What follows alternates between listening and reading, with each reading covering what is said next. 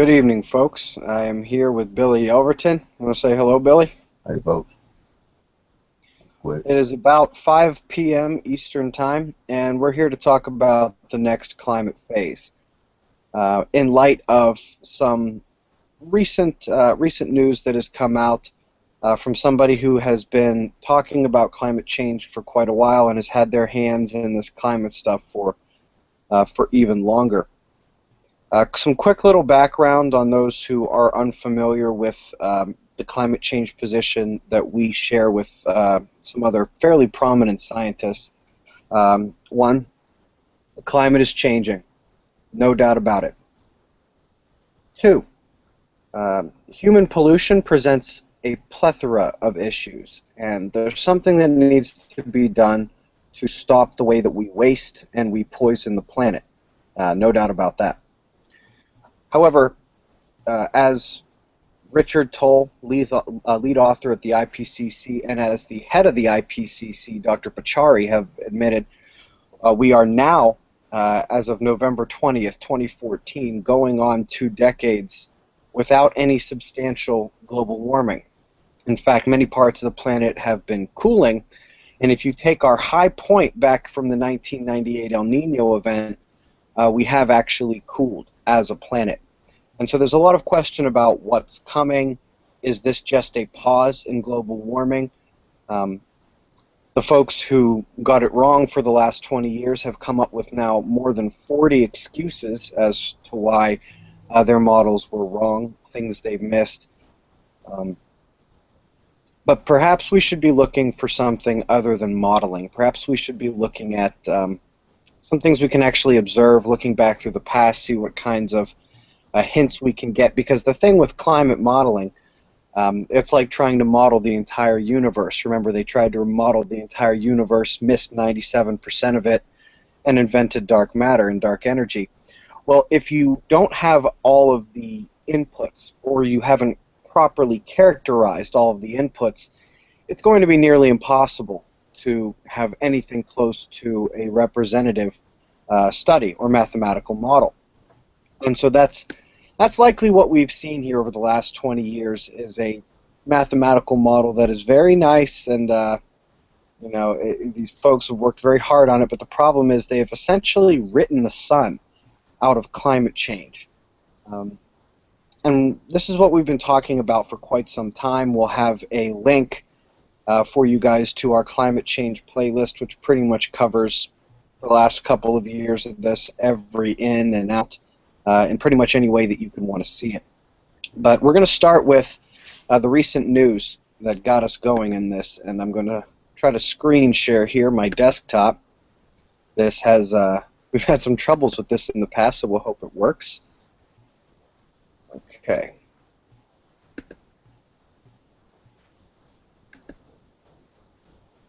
Billy, do you have any idea if my screen share is working now? I'm going to look on your channel. It's working on my end of the Google Hangout. Okay. Well, we'll hope it's working on everybody else's end. And Billy, if you could check that out, and feel free to interrupt me if for some reason it's not working. What I'm looking at right now is an article from 4 days ago called Climatologist, 30-year cold spell strikes Earth. And what this is about is John Casey, who, if I can quickly tell you a little bit about John Casey, and this is from spaceandscience.net. John Casey is the president of the Space and Science Research Corporation. He's been a consultant to NASA, former White House space program advisor. He was a space shuttle engineer. He's one of the most prominent climate change researchers and climate prediction experts. And for a few years now, he has been hitting at this idea that this is largely driven by the sun. Not to say that humans don't have any effect on the climate. That would be ludicrous. We are an input into this larger system, and every input into a system affects the outcome. But as for the question is why, when CO2 has been skyrocketing faster and higher than in the history of human involvement with this planet, why have we seen this ridiculous global warming pause and even a bit of cooling? And the answer would be the sun. When we bounce back to this article real fast, and I'll give you a picture of John Casey right there. Billy, you've been doing a lot of research on John Casey and some of the things that he's been talking about, and the observers watching right now are going to be doing a little bit of smiling during this because they may have heard this before. Billy, what are some of the things that John says are coming for the planet Earth in the next few years to decades?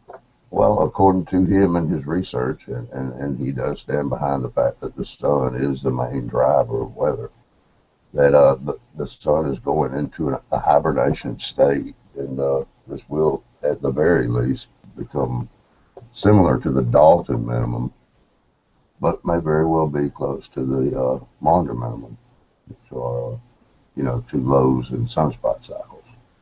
Absolutely. Yeah. If I can read a quote from the Newsmax article.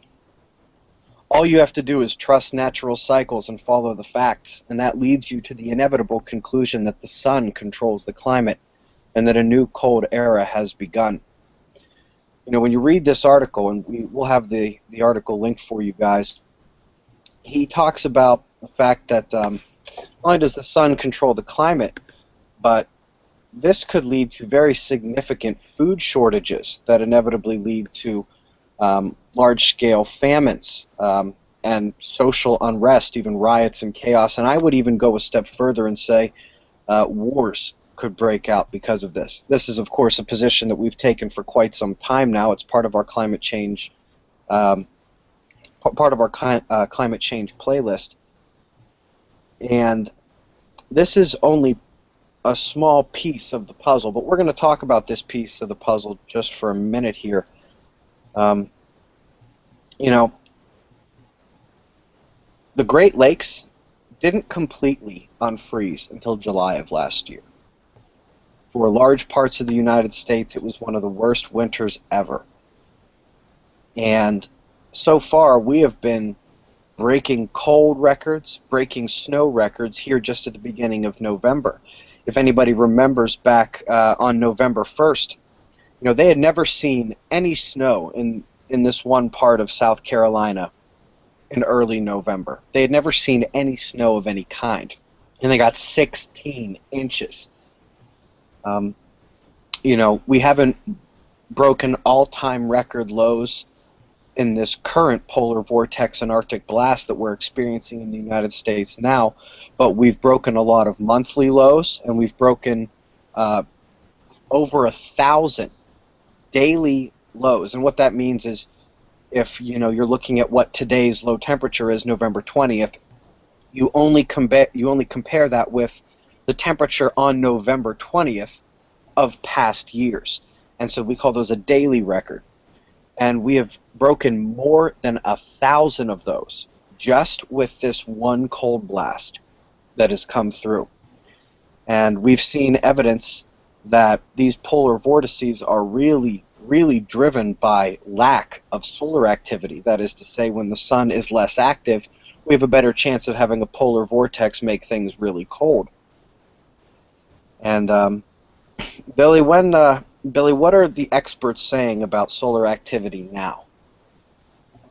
Well, according to three agencies, NASA, the Air Force, and the National Solar Observatory, in 2011 they confirmed this hibernation had begun, and it actually started at the end, the end of the minimum of 2008 into 2009, where we had the lowest recorded minimum, in the past several cycles. Absolutely. I'm going to type into Google right now, the year without sunspots.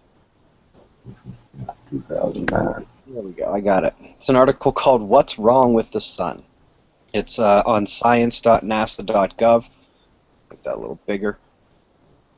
Essentially, in 2008, the sun really kind of dropped down its activity to coincide with the solar minimum of the 11-year cycle. Of course, it didn't end there. In 2009, it went even lower in activity, and then the lead into the current solar maximum, which should have really gotten going around 2010, 2011, didn't really kick in until the end of 2011, and since then has been kind of sputtering on and off, but nowhere near what we should be getting. And just for a little idea here, I'm going to type in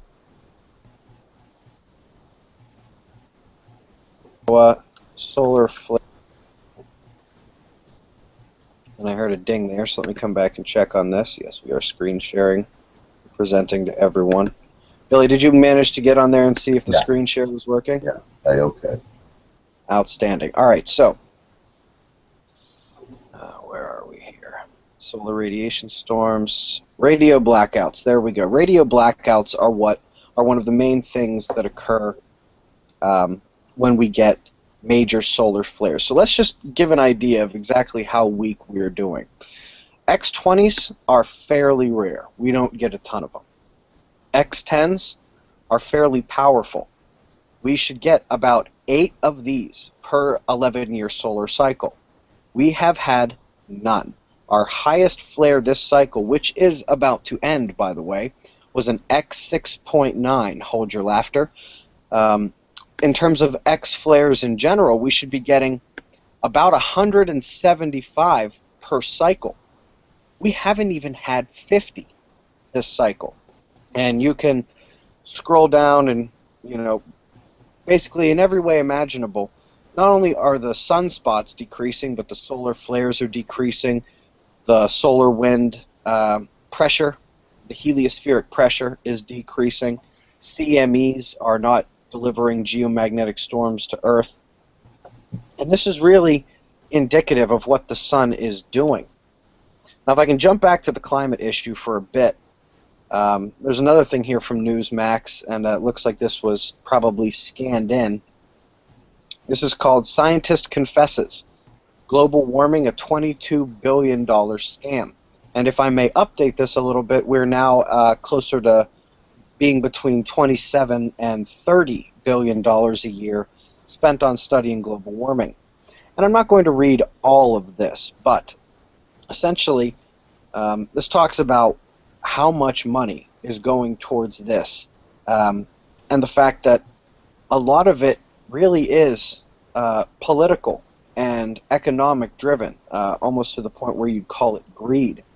You can learn more about John Casey when you're reading this. I really hope the screen share is working, or otherwise it's going to be a little confusing.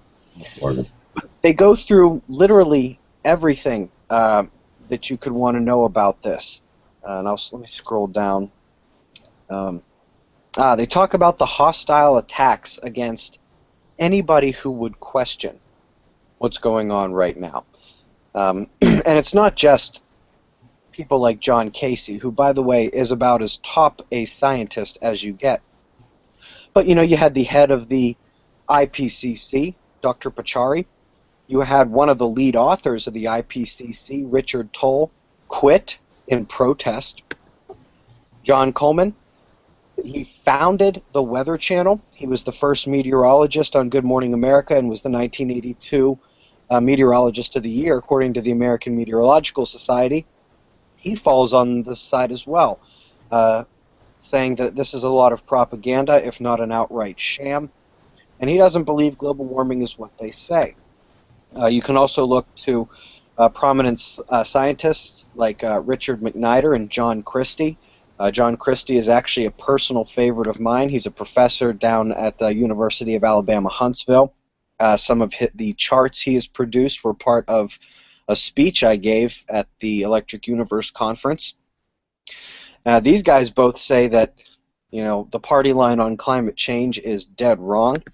Lennart Benson, who is essentially Europe's version of John Coleman, he falls on this side as well.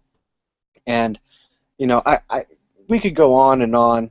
There are tons of people who are sort of jumping ship now that they are really seeing that, things like that alleged consensus on global warming was cherry-picked and then fudged, and that it wasn't really real.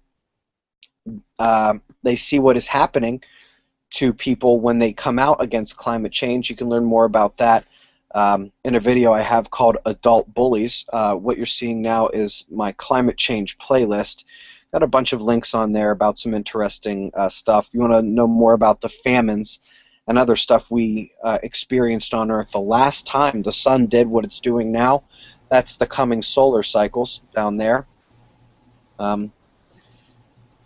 Just some of the other videos on here, about a 36-minute video. This is taken with parts of my speech from the conference, and some other important points about climate change.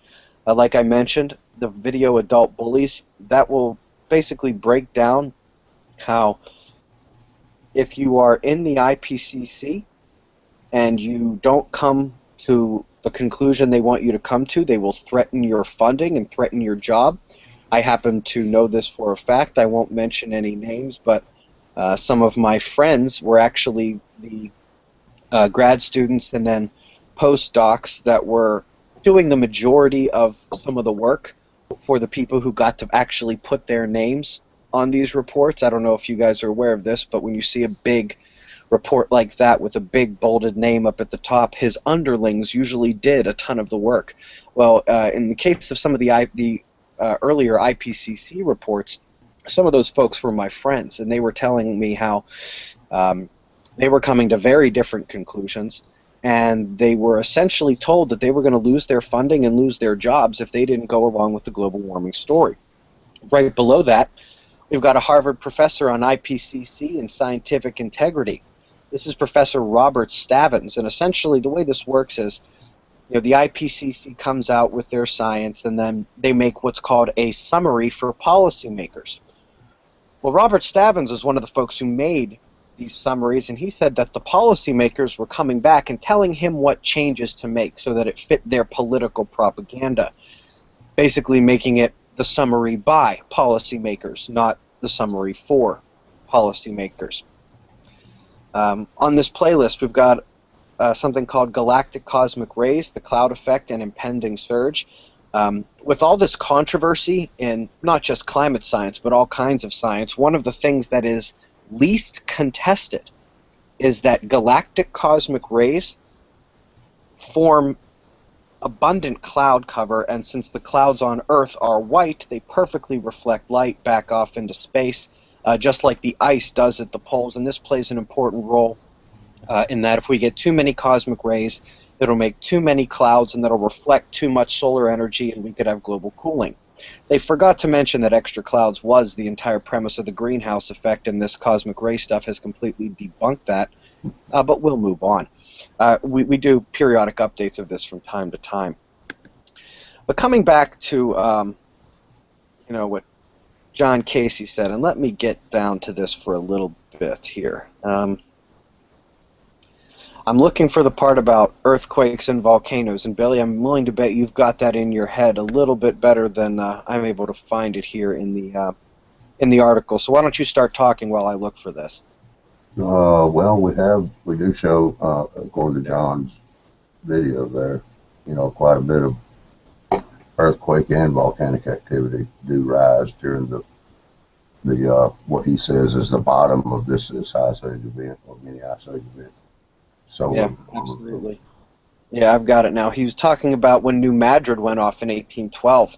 That was during the last great solar minimum. It was not a full grand solar minimum, but it was truly a great solar minimum. And one of the things that happens during these solar minima is the coronal holes tend to meander away from the polar regions and get down to be equatorial. And if you know anything about coronal holes, that's where the magnetic fields don't loop back down to the surface like they do in sunspots, but they extend out into space and interact with the interplanetary magnetic field and the planets. And in addition to the fact that these solar grand minima and these great solar minima are proliferative to bigger earthquakes and larger volcanic eruptions, don't forget, we've also got the weakening magnetosphere. So all of these space weather triggers that we've been talking about for a few years that are also proliferative to large earthquakes and volcanic eruptions will be amplified as the magnetosphere decreases in strength, and so it's kind of a little bit of a double whammy there. Um, they go on to talk about a lot of the political stuff involved with this, and the economics that are involved.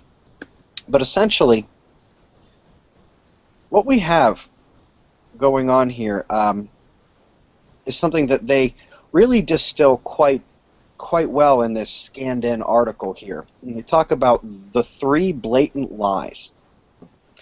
Lie number 1 being that the world is getting hotter fast. That's the main party line. That's what you hear in the news. It's what you hear on the media.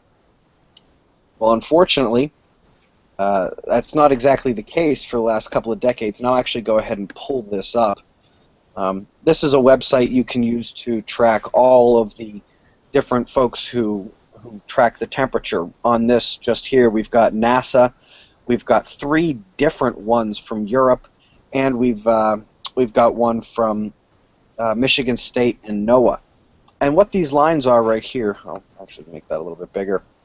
This is basically the last 20 years of the climate, and we've really sort of stopped rising a whole lot, and we've very much plateaued, and depending on which point you pick along this line, we've actually decreased in temperature just a little bit on this planet. Since 1979, the planet has warmed a grand total of 0.36 degrees. I'll say that again. Since 1979, the Earth has warmed 0.36 degrees Fahrenheit. Now, that does mean, okay, we are a little bit warmer, aren't we? Well, yes. The problem is that almost all of that warming happened between 1979 and 1998. We've actually been dropping ever since then. This is actually a bit outdated when it says we haven't seen global warming for 17 years. We're technically now approaching a little bit longer than that if you go back past 1998. Here we are, what I was saying before, back in 1998, there was the major El Nino. And since then we've actually gotten colder. But even if you ignore the El Ninos, and I actually like to do that because I actually think it's a little unfair to cherry pick that 1998 point and call us cooling. I don't think you need to do that. It's quite clear that we are on a bit of a cooling trend here, or we have at least plateaued. Lie number 2, the oceans are getting warmer. I'm going to go ahead and just pull up the actual ice caps for us here. This is the NSIDC, the National Snow and Ice Data Center. This data is corroborated by both NOAA and NASA. So, what you're looking at right here, as soon as it pulls up, is the ice extent of the northern hemisphere, the Arctic. And 2012 is this dotted green line right there. And this down here was, for the most part, the lowest on record. Well, look at where we are now in 2014. We are vastly recovered. In fact, for a while, we were approaching the average ice extent over the entire time that we've been monitoring it. So, to make this clear, the ice extent is actually recovering in the Arctic. The northern polar ice is actually increasing after its minimum in 2012. Let's go back here and let's look at Antarctica. Alright, so here the dotted line is 2013. And believe it or not, we spent the majority of 2013 breaking high ice records in Antarctica. And as they're moving into spring and summer in the southern hemisphere, it is dropping off very quickly, especially with a couple of major storms that encroach part of the western sheet and another part. We're now dropping down closer to the satellite average. But this spot right here at its peak was way higher than anything we had ever seen before. Directly below that, the green dotted line was indeed the highest ice extent ever measured in Antarctica. And we were well above that for the better part of a month, actually. So the planet is not warming on land, not warming in the water. Lie number 3. Scientists agree humans are causing global warming fast. And this is what I was talking about before, about this alleged consensus. Um, if you want to know more about exactly how that was completely fabricated, they'll talk about it here. I actually want to talk about this gentleman that you see over here right now, Al Gore. You know, I'd like to think that if ClimateGate hadn't been swept under the rug, you know, how they talked about how they were going to fudge the data to erase a cooling trend, and how they were basically going to cherry pick to make it look like global warming was worse than it was. That was the officials basically talking to each other. Now, whoever hacked the emails and stole those emails committed a crime, and that's not good, but still, what it revealed was even worse. But even after ClimateGate, we had still yet to learn of Al Gore's conflict of interest. You know, he was so heavily invested in the organization that would have basically been the major profiteer from trading carbon credits and all this other stuff, would have made him one of the richest men in the world in just a few years. If that's not a conflict of interest, I really don't know what is. Let me get down a little bit further here, because they were talking a little bit about some of the emails that went back and forth. Okay, I've actually found some of those emails from ClimateGate. It was actually 1,000 emails and 2,000 documents. One of the quotes was that the fact is we can't account for the lack of warming at the moment, and it's a travesty we can't. They're talking about how they're going to use something called Mike's nature trick to hide the decline in global temperatures. They're talking about a study by Stephen Goddard from Real Science. His real name is actually Tony Heller, but that's not important. What he did prove, absolutely, was that NOAA and NASA had been adjusting their records by basically fixing when I say fixing, that makes it sound like they made it right. They fixed it so that global warming would be real. And I remember when Tony Heller or Stephen Goddard from Real Science came out with this, and I'm sure many of the observers do too. For 8 days, you could actually go to NASA's website where they had their old chart, pull it up right next to their new one, and see where they fudged the data. It took them 8 days to get rid of that old chart. And still, there has been a real lack of revelation when it comes to this stuff. They go on to talk about Professor Robert Stavins. You'll remember that was the professor from Harvard, professor on IPCC and scientific integrity. Essentially, they lack all of it. This is a terrific article, and they even talk about why the money that is spent on this type of stuff. Essentially, what we've got here is we've got people like John Casey. We've got people like John Coleman and John Christie and Lennart Benson. We've got people like Richard Toll and a couple others just blatantly, just becoming disenchanted with the way the IPCC and this global warming stuff works. And what's really happening is we're seeing them slowly, one by one, lose their fear, jump ship, when they don't have a paycheck to worry about anymore. They will come out and share the truth. You know, the friends that I was talking about before who were working at the IPCC, I know for a fact they needed to take out loans just to go to Penn State. I don't want to know how much they took out for grad school, and they had wives and children at that point. They were not in any kind of position to put their jobs at risk. No kind of position at all. And so here we are, late 2014, about 3 years or so into our questioning of mainstream climate change. And what's the result? Where do we stand right now? Essentially, we've got the media still happily taking their big chunk of that 22 or 27 billion dollars a year.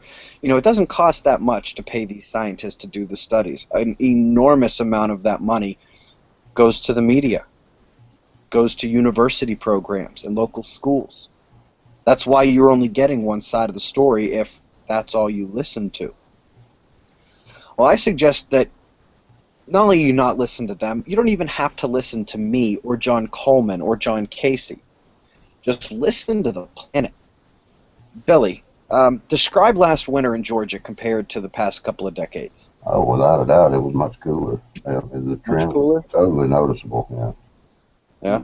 I've lost the visual of you there. I just see a black Oh, screen. my camera falling. Falling down. Come on, show us that pretty face, Billy. Come on. Come on. There it is.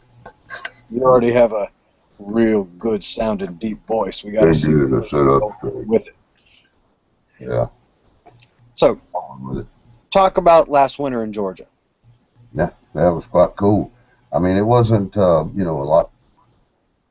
lot below average, but it was definitely noticeable below average. The summer was also a much milder summer. I made a point to note that our 100-degree temperatures, we did not receive nearly the 100-degree temperatures that we have in the past. There are parts of Texas that counts for as well. There are, of course, a ton of observers that are from Texas, and some of them were even noting that the number of 100-degree days, especially consecutive 100-degree days this summer, was well down from what they've expected or what they've come to expect is normal for that part of the world. If you live anywhere near Detroit or you were there last winter, you know they were shattering their low temperature records.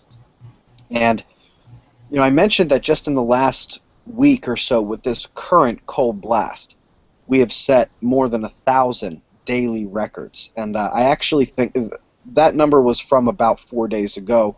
We may be closer to 2,000 daily records set now. But you can actually go to NOAA and look at the daily, the monthly, and the all-time records for the past week, past month so far, the past 365 days, the year thus far.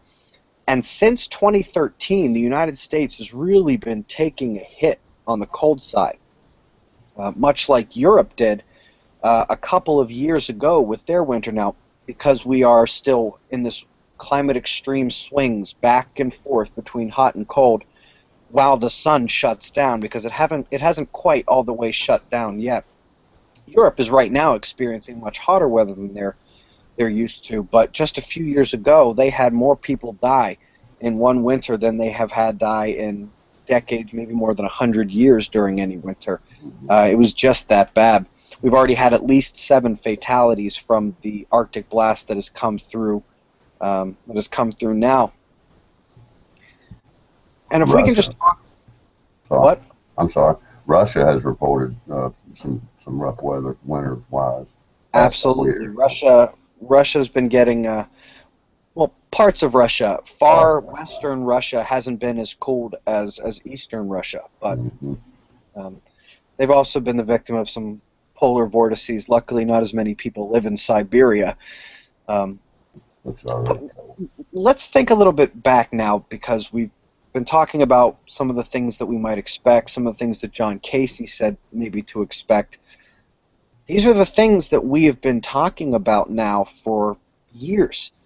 Not just the fact that we've got bigger volcanoes and major earthquakes set to really go off not too long from now, within the coming years. They may have already even started, as the number of 8 magnitude earthquakes on the planet skyrocketed in the last decade. I mean, absolutely skyrocketed. And yes, our monitoring of earthquakes has gone up, but nowhere near at the rate that we're seeing 8 magnitude earthquakes. So let's just take that out of our minds for a second and think about what is the main sign that we see, or that we should be looking for. You know, like I said, the Great Lakes didn't really completely unfreeze until July this past summer. What happens when they don't unfreeze until the end of July or August, or if part of it doesn't unfreeze at all. What happens when the snow and ice and record colds that we're having doesn't happen in November? What happens when it's at the beginning of October? Or how about September? Or how about it lasts late May, maybe even into June? There's going to be places where it's not so easy to grow your crops the way you've been used to growing it. I've spoken to some farmers back where my wife and I are from in Columbus, Ohio. They've had to push back, and I understand this is not all of them, but many of them have had to push back their what they consider to be their planting, growing, harvesting by a week.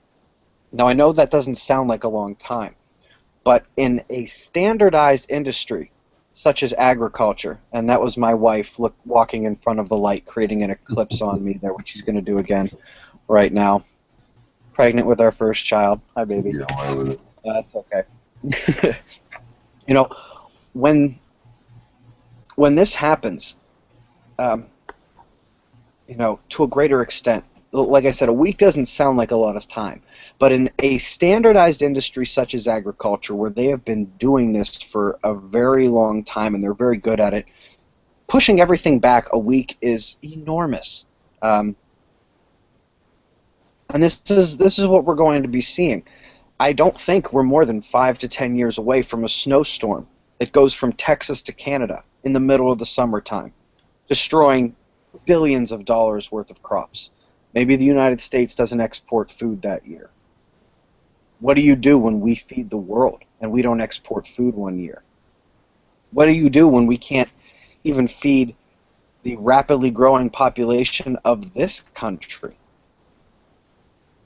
There will be riots, there will be chaos in other parts of the world, and maybe even here there will be wars, there will be major droughts, some parts will see catastrophic flooding. There will be famine and everything that goes along with it. Disease as well, from malnutrition. The reason, Billy, I dragged you on here, and the reason why I asked everyone to come join us this evening was because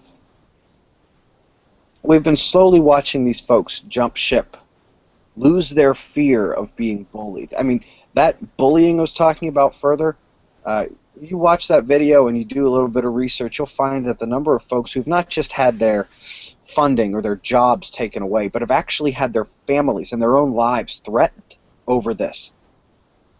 It's not just a handful of people. It's a large number of people.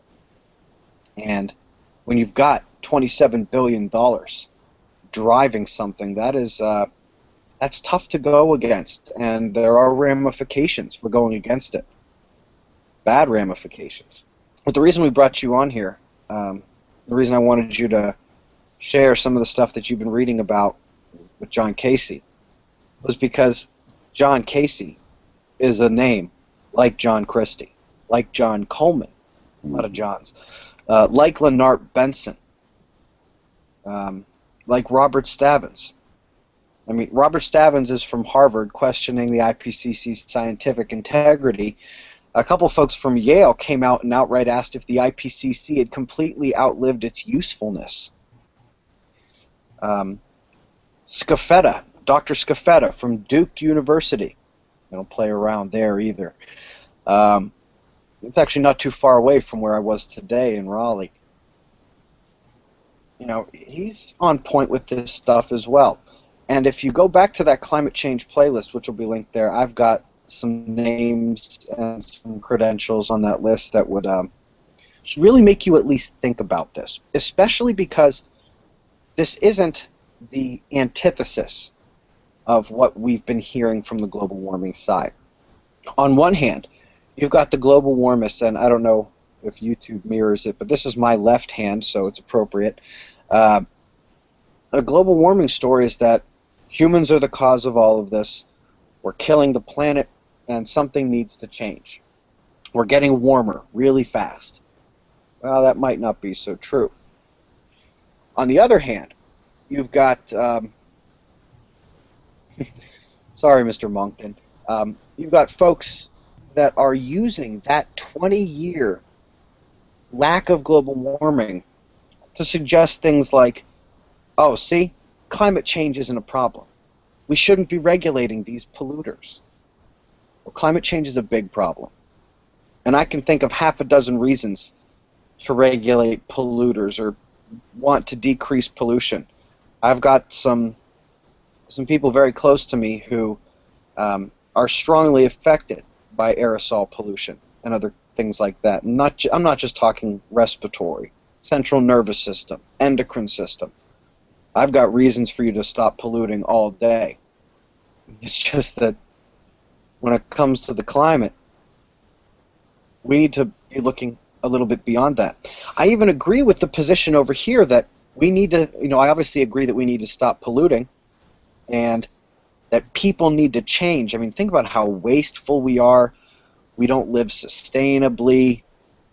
We're really not in tune with the planet. I agree with a lot of that stuff. And Billy, you and I have had this conversation where, let's say there was no climate change whatsoever. I might even be able to forgive them for this lie of straight global warming if indeed it was going to get people to change. The problem is that we are sacrificing the truth, and there is a far more dangerous aspect to climate change that is absolutely real, and it's on our doorstep. Mm-hmm. Not in 100 years, not in 50 years. This is now, right now. Billy, what were the groups that you said confirmed that the solar hibernation has begun? Well, NASA, the United States Air Force, and the National Solar Observatory, all confirmed. Yeah. The National Solar Observatory, for those who don't know, they're the ones who run Gong H Alpha and all the other stuff from Gong. They picture NASA-level scientists, but all they care about is the sun, pretty much. Two of their best, Penn and Livingston, had questioned whether or not the coming solar cycle will have any sunspots at all. That's pretty serious. There's a 2006 article from NASA that says that the coming solar cycle we're going to have next could be the weakest in hundreds of years. Where have we heard that before?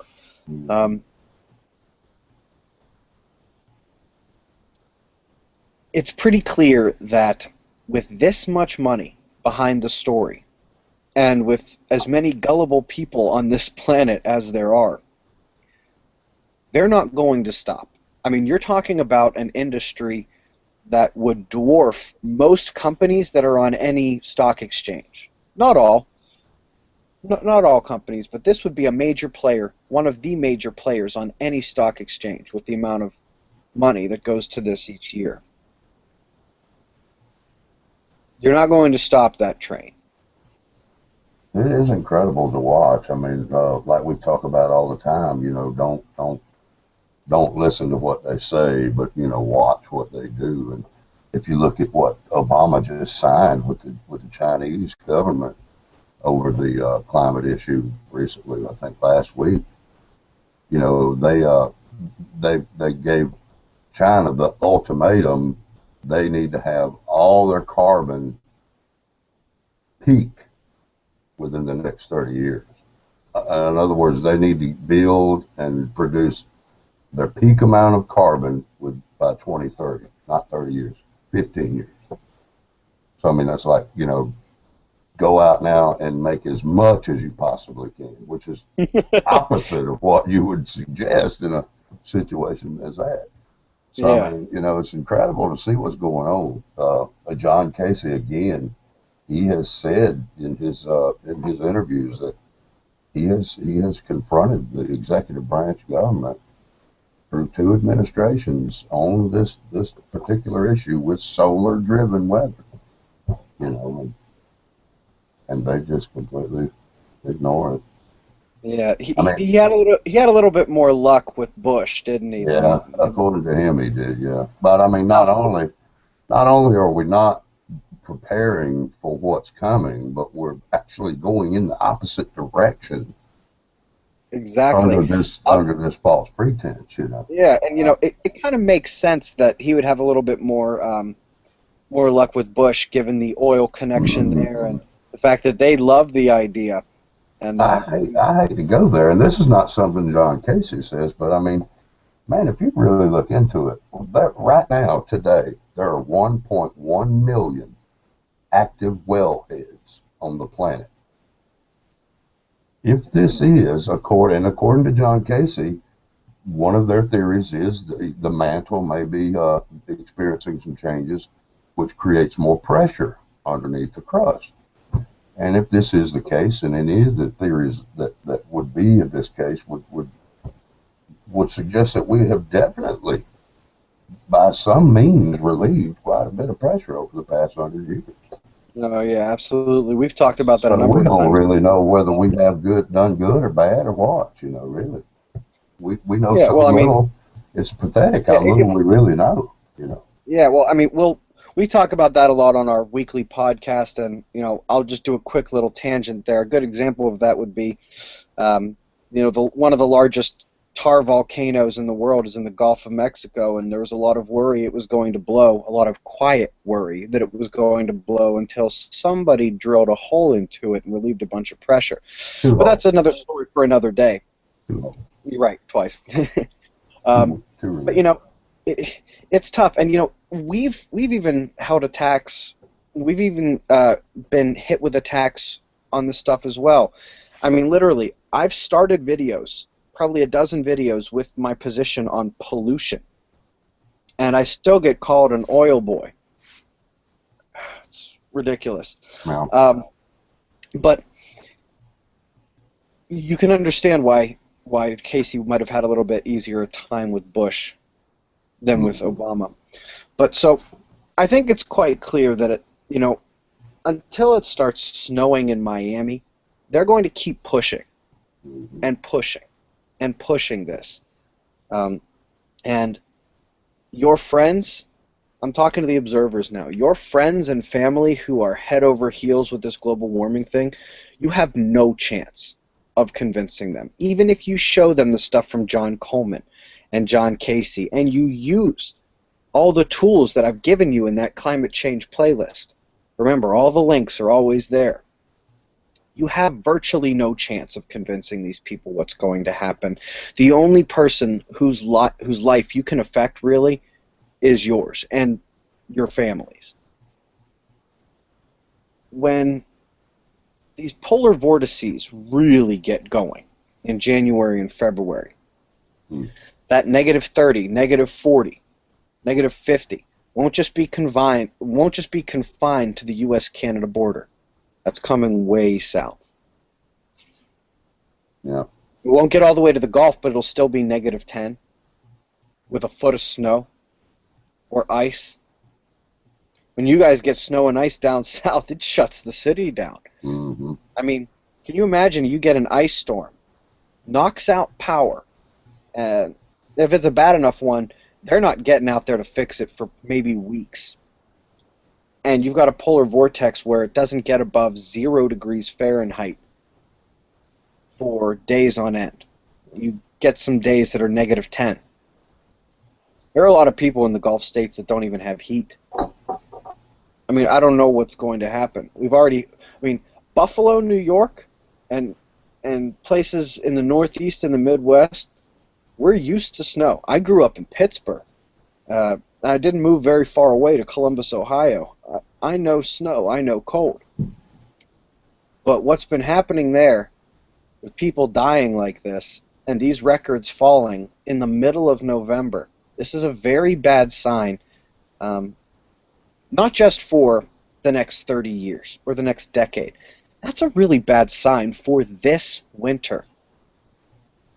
This could end up being one of the worst winters in the history of the East Coast of the United States. To be honest, looking at some of the upper scale patterns, I think the western part of the United States is probably going to escape that for the most part. Those lows just get stuck in the armpit of Alaska and they yank up from the south so hard. They're yanking up from Baja. They're bringing that air north. Just ask some folks in Alaska how warm it's been at times over the last couple of years.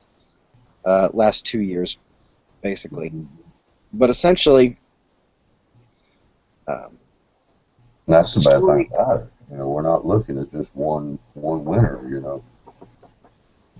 We're looking at several winters for the next several years. And at a minimum, according to John Casey, we're looking at a Dalton minimum, which is around, 10, 15 possible years. Yeah. There's, there are probably 4 or 5 different cycles you can look at.